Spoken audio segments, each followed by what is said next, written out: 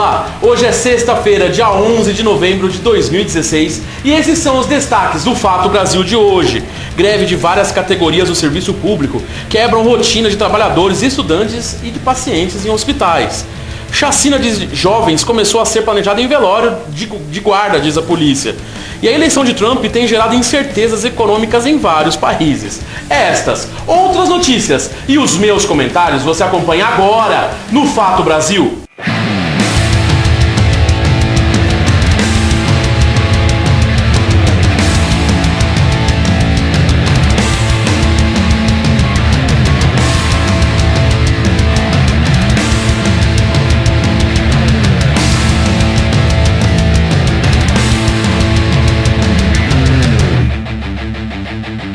E estamos começando o Fato Brasil de hoje, finalmente sexta-feira, e vai começar aquele feriadão prolongado.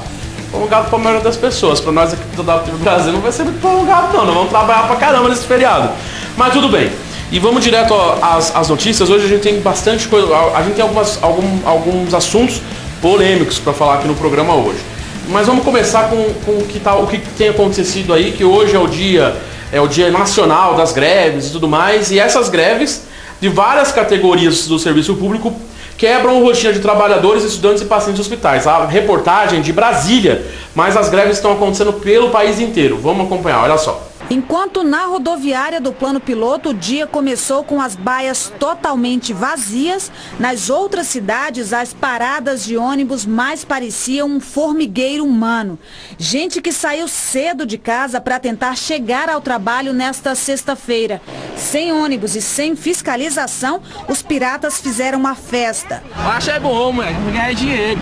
Os passageiros se espremiam para garantir uma vaga e até os taxistas aproveitaram. Eu acho isso uma desinformação, uma descortesia com o povo que paga tanto imposto e que sofre tanto no dia a dia. Aí eu vim pra cá achando a expectativa que seria melhor para eu chegar em casa, pegar uma lotação, sei lá, qualquer coisa que passasse pra lá, entendeu? E até agora, uma hora depois? Até agora nada. Esse caos todo é porque os rodoviários do DF cruzaram os braços das 4 às 9 da manhã e se juntaram ao Dia Nacional de Greve em protesto contra ações do governo federal, como a reforma da Previdência, a PEC dos gastos públicos e as mudanças na lei de terceirizações. Olha, em todo o Brasil está acontecendo uma série de paralisações de várias categorias de trabalhadores contra o retrocesso que está encaminhado no Brasil. Os professores também aderiram e muitas escolas públicas amanheceram fechadas. Milhares de alunos ficaram sem aulas. A paralisação é de 24 horas. Por mais que a gente lamente que tenhamos que ir para a última ferramenta, é entender que se não houver transtorno, qual é o impacto que um movimento desse vai ter. Aqui no DF, outras categorias aproveitaram a greve geral e também pararam para pressionar o GDF por questões salariais. Muitas, inclusive, já estavam de braços cruzados. No Hospital Regional de Taguatinga, os vigilantes não apareceram. Os balcões de informação ficaram vazios e os funcionários internos tiveram de ser remanejados.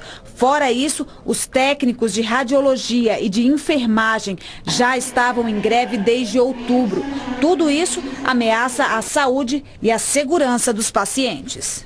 Uhum. De que forma você acha que é? Como eu estou sozinha, eu não vou poder fazer as medicações todinha, as medicações dos pacientes. Como? Uma técnica de enfermagem fazer 60 medicações em 60 pacientes, não tem como. Então, assim, vou colocar para mim fazer agora os pacientes cardiopatas e os antibióticos, porque eu não posso deixar sem fazer, mas eu nem sei por onde começar. Eu estudei tanto para me passar nesse concurso, para mim ver essa realidade que é triste, lá dentro tá triste. Bom, e o que eu vou dizer sobre essas greves? Eu concordo. Nossa, Vitor, tu quer dizer que você agora virou petista? Você agora virou, você é a favor de parar tudo e todo mundo ficar sem ônibus e o trabalhador não ter como ir trabalhar? Então, nossa, o Vitor tá de azul, mas já tá de vermelho, né? Pra você que fala que só porque eu concordo com uma ação dos trabalhadores quer dizer que eu sou petista, pelo amor de Deus, né? Então acho que a gente tem que parar com isso, né? Uma criticazinha, só uma cutucadazinha aí. o pessoal aí que gosta de ficar chamando todo mundo que é contra uma opinião mais conservadora de petista, tá? Mas vamos então, eu concordo com a greve, sim, porque eu sou contra a PEC 241, né? E eu concordo com o que os trabalhadores estão pedindo. Afinal, todos esses gastos excessivos, todos esses cortes e tudo mais, a gente precisa estar... aliás, os trabalhadores precisam se unir justamente contra essas medidas que na verdade ferram apenas os trabalhadores. Essa que é a verdade. Então me desculpa para quem acha que assim, quando acontece esse tipo de paralisação, principalmente de categorias de transporte, nós temos que pensar no coletivo. O problema é que as pessoas que estão no trabalho estão pensando assim, eu vou chegar atrasado, entendeu? Eu vou chegar atrasado. E aí, por eu estar chegando atrasado, eu vou perder o meu emprego, sabe? Eu sei que existem, sim, é complicado você ter problemas para você chegar no seu serviço, mas a gente, quando se trata de uma coisa a nível nacional, como é a PEC 241, nós temos que pensar no nível coletivo. Que adianta você conseguir gerar o seu serviço bem hoje e amanhã você não ter mais o seu serviço porque com essas medidas de austeridade, cortou os investimentos e aí o seu patrão não precisa mais de você porque não tem condição mais de te pagar. E aí? Será que não compensa ficar sem ônibus um dia em favor de uma massa que também vai te beneficiar? Fica aí. E, ó, uma informação aqui, que essas greves também estão... Desde ontem, na verdade, viu, produção? Desde ontem, vem parando vias em São Paulo também. Ontem foi perto do aeroporto de Cumbica, em Guarulhos, e hoje causou, ainda deve estar causando nesse horário, o maior caos em São Paulo também. Está um trânsito desgraçado. A produção demorou 33 horas para vir de Cotia até aqui, não, 4 horas para vir de Cotia até aqui, o nosso diretor de produção. Tem o resto, o pessoal veio do Rio Pequeno aqui, tá ligado? Mas ficaram um tempão também no ônibus quente. Hoje tá um calor do inferno dentro desse estúdio aqui. Então tá tenso a situação. Mas enfim, vamos avançar. Vamos continuar acompanhando essa situação. Então você, ainda nessa sexta-feira à noite, que estiver assistindo o nosso programa, paciência no trânsito, principalmente para quem for viajar. E eu concordo com as greves mesmo. Tem que fazer greve mesmo. E a pesquisa mostra que o brasileiro está bem informado sobre a dengue. Pois é, nessa situação de chuva que está correndo, né? Verão chegando, aquela chuva, volta a subir os casos de dengue, é o que a gente vê no VT agora, olha só. No ano passado, a capital paulista viveu uma das suas maiores epidemias de dengue. Foram mais de 100 mil casos confirmados e 25 mortes provocadas pela doença. Este ano, o número caiu. Até a primeira semana deste mês, foram quase 16 mil casos e 7 mortes. Mas com a chegada da época da reprodução do Aedes aegypti, a atenção precisa ser redobrada.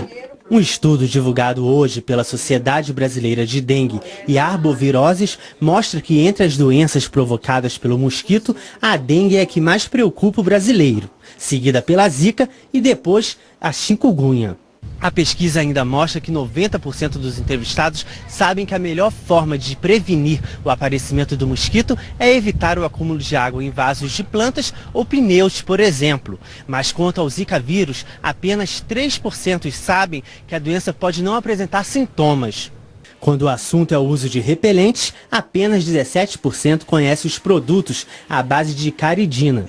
A substância é mais eficaz contra o Aedes que aquelas presentes em outros tipos de repelentes, que funcionam contra outros mosquitos. A informação, ela tem que chegar para a população. Então, o que a gente tem visto nos últimos anos é uma desinformação em relação a algumas dessas infecções. A dengue já circula aqui no nosso país há décadas, há muitos anos, né? E é responsável por uma carga muito severa para a nossa população em termos de hospitalização, mortes, etc.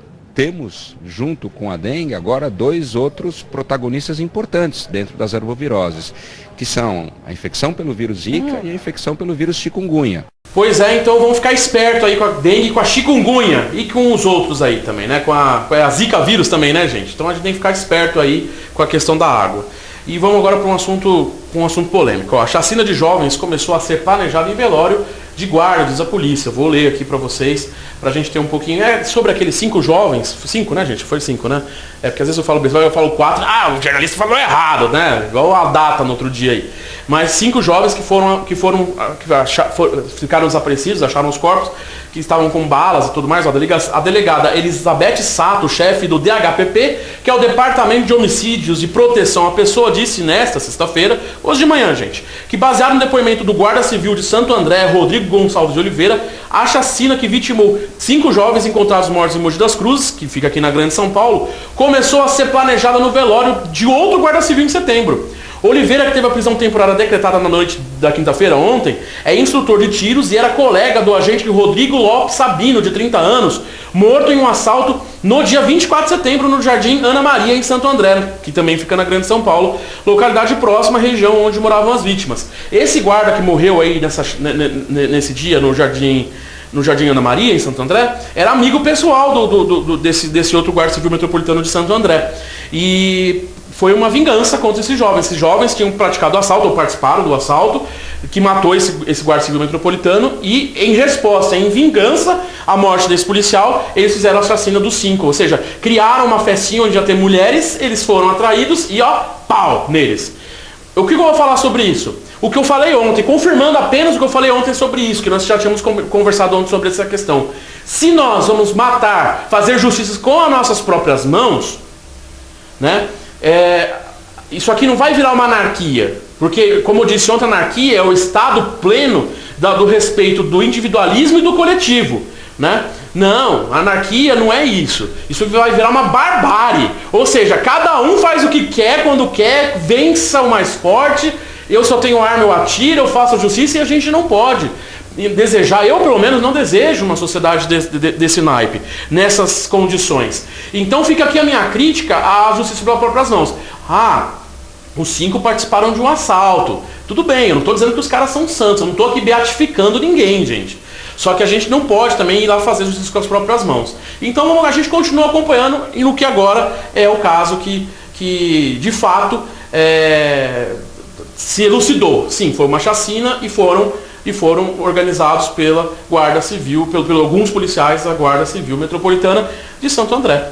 Então agora vamos ver como é que vão ser julgados esses casos aí. E veja a seguir aqui no Fato Brasil, o dólar fecha o dia de ontem e de hoje também, viu? Com a maior alta em 8 anos. Eleição de Trump tem gerado incertezas econômicas em vários países, e a previsão do tempo para esse final de semana. Não sai daí, eu já volto, é só para eu tomar uma aguinha. Já volto.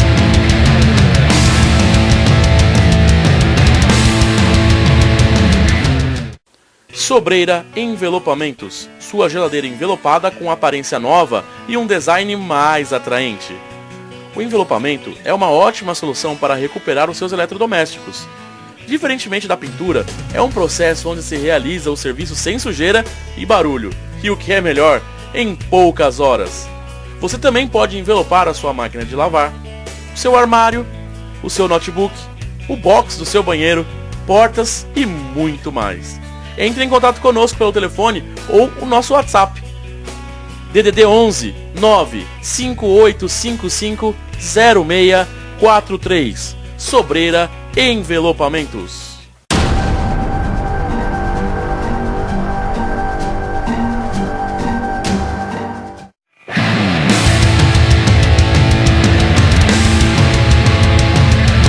E voltamos com o Fato Brasil aqui na WTV. Muito obrigado pela sua companhia, pela sua audiência, e qualquer sugestão, reclamação e opinião, manda aí nas nossas redes sociais. Vamos avançar, a gente tem notícias internacionais, né? Donald Trump venceu a eleição e é isso que tem sido o noticiário internacional praticamente. O dólar fecha o dia de ontem com a maior alta em 8 anos. E o cenário político internacional tá meio complicado. Vamos ver tudo o que rolou com um resumo aí, tudo que aconteceu desde a eleição na terça-feira até hoje. Roda. Barack Obama e Donald Trump se reuniram a portas fechadas durante 1h30. O atual presidente contou que os dois conversaram sobre questões domésticas e política externa e afirmou que vai fazer o possível para ajudar Trump, porque se ele tiver sucesso, o país também terá. O republicano disse que espera ter outros encontros com Obama no futuro para, inclusive, ouvir conselhos. O presidente recém-eleito fez ainda um elogio implícito a Obama ao dizer que eles discutiram algumas das grandes questões alcançadas. A pouco mais de 2 meses da posse de Donald Trump, a imprensa dos Estados Unidos especula quem serão os nomes da equipe do novo presidente. Espera-se que o republicano forme um gabinete com pessoas de peso do setor privado. Um banqueiro e um magnata do setor de petróleo aparecem na lista de possíveis ministros. O ex-prefeito de Nova York, Rudolph Giuliani, é cotado para assumir o cargo de procurador-geral. A ex-governadora do Alasca, Sarah Palin, que perdeu a disputa como vice-presidente há 8 anos, é apontada como possível titular da Secretaria do Interior. O ex-presidente da Câmara, Newt Gingrich, pode ser o futuro secretário de Estado. Na quarta-feira à noite, a eleição do novo presidente levou milhares de eleitores às ruas. Os manifestantes criticaram a retórica de Trump sobre imigrantes, muçulmanos e minorias. Em Nova York, houve protesto em frente à sede das organizações Trump na Quinta Avenida. Um cartaz retratou Trump com o bigode de Adolf Hitler. Muitos gritaram: "Nós rejeitamos o presidente eleito e ele não é o meu presidente." Em Washington, houve uma vigília em frente à Casa Branca. Alguns cartazes acusaram Trump de ser racista. Em Chicago, cerca de 1.000 pessoas foram para a frente de um hotel do presidente eleito, segurando faixas contra as propostas de campanha. Também houve marcha em Austin, no Texas, em Phoenix, no Arizona, em Oakland, na Califórnia, e em Seattle, no estado de Washington. Pois é, então, ainda falando sobre o Trump, a eleição de Trump tem gerado incertezas econômicas em vários países, e é o que a gente acompanha agora. Roda aí. Em várias ocasiões, durante a campanha, Trump demonstrou a intenção de acabar com acordos comerciais importantes e ampliar o protecionismo, impondo tarifas mais altas a produtos importados. A China, que exportou quase 500 bilhões de dólares para os Estados Unidos no ano passado, pode ser a primeira afetada. Trump prometeu taxar produtos chineses em 45%, o que poderia causar um colapso nas relações comerciais entre os dois países. A China se antecipou e anunciou hoje que quer acelerar a formação de uma área de livre comércio entre a Ásia e o Pacífico, incluindo 21 países. O presidente chinês Xi Jinping se prepara para uma viagem ao Peru, Chile e Equador no fim do mês, quando apresentará um plano de trabalho aos demais líderes. A proposta da China compete com a recém-assinada Parceria Transpacífica, que inclui 12 países, entre eles os Estados Unidos e o Japão. Analistas acreditam que, sob a gestão de Trump, o tratado não sairá do papel. Temendo um retrocesso nas negociações, parlamentares japoneses aprovaram hoje o documento e o governo declarou que há um consenso entre os membros de que é preciso agir com rapidez. A Europa também estava negociando um acordo de livre comércio com os Estados Unidos, a chamada TTIP. Se estava difícil chegar a um consenso antes da eleição de Trump para a presidência, agora são poucos os que acreditam ser possível retomar as negociações. Líderes da União Europeia querem mais clareza em relação às propostas de Trump para questões essenciais, como acordos comerciais, segurança, combate ao terrorismo e aquecimento global. O presidente do Conselho Europeu, Donald Tusk, e o chefe da Comissão Europeia, Jean-Claude Juncker, pediram uma reunião com o futuro presidente o mais rápido possível. O avanço nas negociações para o fim de 5 décadas de embargo americano a Cuba também pode estar ameaçado. Durante a campanha, Trump criticou a política feita por Obama. O líder cubano, Raul Castro, enviou uma curta mensagem parabenizando o republicano pela eleição. Mas no mesmo dia, o governo deu início a exercícios militares em preparação para o que chamou de potenciais ações inimigas contra a ilha. Bom, acho que deu para entender como é que tá a questão aí do Donald Trump e como o mundo tá se revirando quanto a isso. É dólar subindo, é bolsa caindo e aquela coisa toda. A gente vai ter que continuar acompanhando. Infelizmente, o presidente dos Estados Unidos, ele acaba tendo uma influência muito grande em todos os países do mundo. Mas vamos lá.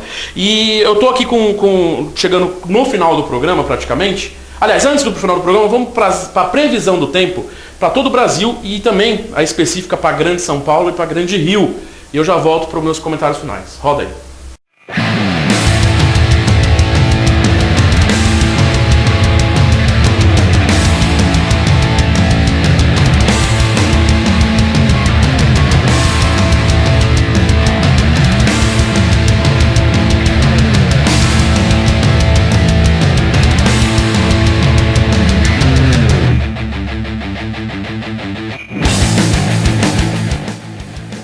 Ao longo deste fim de semana prolongado, um sistema de baixa pressão vai avançar pelo continente, provocando muita chuva. O alerta é para temporais ao longo dos próximos dias, principalmente no sudeste e no centro-oeste.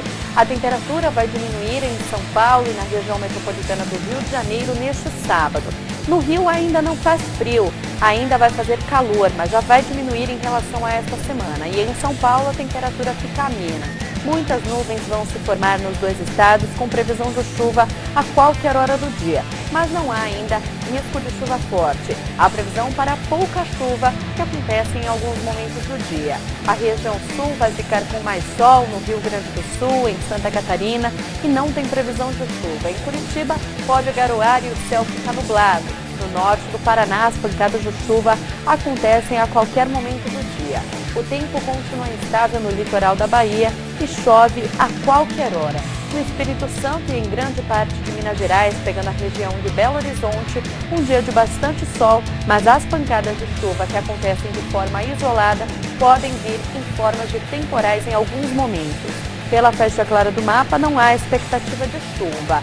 Já do estado do Tocantins até o estado de Mato Grosso do Sul, a previsão é de muita chuva. O alerta é para chuva forte que acontece ao longo de todo o dia. A temperatura também diminui um pouco e há risco até de alagamentos em algumas cidades. A população deve ficar atenta ao longo dos próximos dias sobre todas essas áreas. O extremo norte do Brasil deve ter pancadas de chuva de forma isolada entre a tarde e a noite, mas que também pode ser forte. A mínima prevista é de 21 graus em Campo Grande e 13 graus em Porto Alegre. Máxima de 23 graus em São Paulo e 28 graus no Rio de Janeiro. Os ventos que sopram no mar vão levar um ar mais frio para o estado de São Paulo neste sábado. A temperatura vai diminuir na região metropolitana. Ainda não vai fazer frio, mas já fica amena em relação a esta semana. Ao longo do dia vai fazer sol, mas com muita nebulosidade. Pode chover a qualquer momento do dia, mas ainda não há previsão para temporais. Mas ao longo dos próximos dias a chuva vai aumentar. Na capital, a mínima prevista é de 17 graus e máxima de 23 graus. Em Guarulhos, mínima de 16 e máxima prevista de 24 graus. Uma fraca frente fria avança pelo sudeste neste sábado, mas não provoca muitas mudanças no tempo. O que vai deixar o tempo carregado ao longo dos próximos dias é um sistema de baixa pressão que se desloca pelo país, provocando muita chuva. Neste sábado, o ar polar vindo do mar vai levar um ar mais frio para o estado do Rio de Janeiro e a temperatura vai diminuir. A sensação ainda será de abafamento, mas o calor vai diminuir em relação à semana. O sol vai aparecer em alguns momentos, mas sempre acompanhado de muita nebulosidade e pode chover a qualquer hora. Ainda não há previsão para temporais, mas ao longo dos próximos dias a chuva vai aumentar. Na capital, mínima prevista de 19 graus e máxima de 28 graus. Em Magé, mínima de 21 e máxima prevista de 26 graus. Bom, e nesse finalzinho de programa eu gostaria de falar um pouco sobre um caso polêmico. Policial que dirigia Uber mata 3 após tentativa de assalto em São Paulo. No último sábado, dia 5, o PM, que fazia bico como motorista nas horas vagas, sofreu uma tentativa de assalto durante uma corrida em Cidade Líder, aqui na zona leste de São Paulo. Ele reagiu e matou os 3 ladrões. Toda a ação foi registrada por câmeras de segurança. Vamos rodar o vídeo aí, eu vou colocar o vídeo no ar. E eu quero comentar, eu vou comentando nesse pouco tempo que resta aqui do programa. Então a gente pode ver o vídeo aí, ó. O carro parou aí, o Uber foi chamado, aí os meninos estavam no carro, aí eles simularam, enfim. A gente vê aí o carro, ó. Aí sai o menino do carro, acho que ele tá fingindo esperar alguém, né? Tá, ó, chega numa casa ali, mas dá pra perceber que já tá meio só. Aí ele vai lá, mexe nos bolsos, você percebe que não tá esperando ninguém não, né? E o cara era policial militar, eles não contavam com essa, né? Aí, ó, ficou lá parado no carro e tal, os outros 2 lá dentro, viu, gente? Aí beleza, ó, aí só saiu mais um, né? E aí você vê, mas você percebe, ó, aí o outro entrou de volta no carro, ó, já colocou a touquinha e foi tentar abordar o policial, que a gente não tem o áudio aí, só tem o vídeo, né?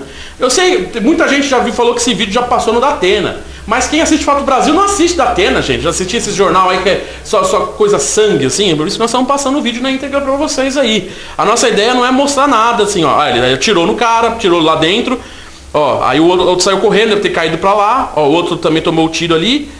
Ó, deu 2 tiros aí no cara que correu atrás dele, caiu logo na frente.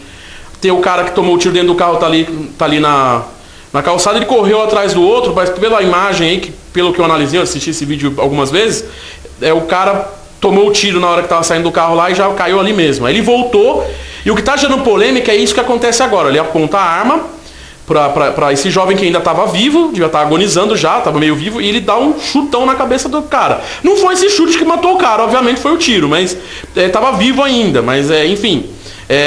e aí, isso aí é o que o pessoal está dizendo que foi o abuso, e tem os direitos humanos entrou. Aí teve também um caso que falou que a deputada Maria do Rosário falou a favor das famílias, mas era mentira, foi um perfil fake que gerou essa situação.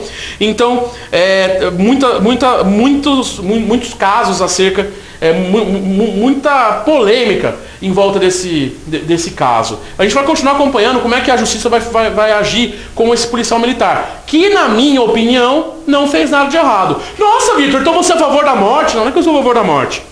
Os caras foram assaltar o policial militar. O policial militar, ameaçaram o policial militar. O policial militar reagiu e matou os 3. Foi isso que aconteceu. Eu não estou vendo nenhuma, pelo menos ao meu ver, dada a situação, a emoção do momento, eu não vejo onde o policial ali se excedeu.